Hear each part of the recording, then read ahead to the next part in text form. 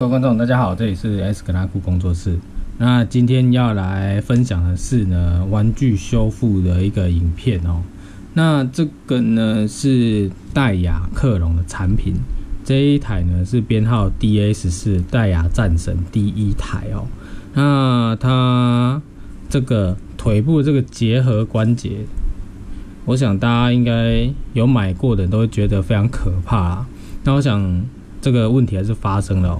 它里面的这个卡扣零件它断掉了，它原本应该是要这样一个么字形啊，但是呢，你可以看到它这个做的很薄，然后它这样子经过多次的使用之后呢，它还是会断掉。那这边呢，我们用 3D 列印，采用雷射烧结的一个方式去做了一个么字形的，那我们是做跟它尺寸一模一样，但大家可以看到它这个壁厚比较厚哦。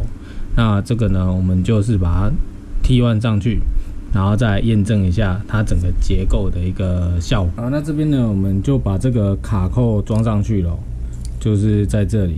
那这个卡扣呢，你如果剪下来的时候，前面这边最好是预留一点点的物件，让它可以去抵住它前面的这个位置哦。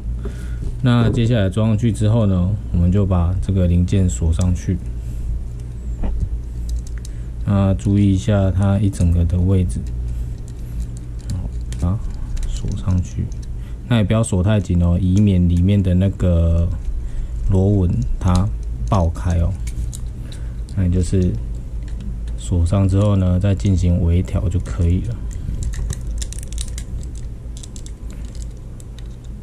把它调整好。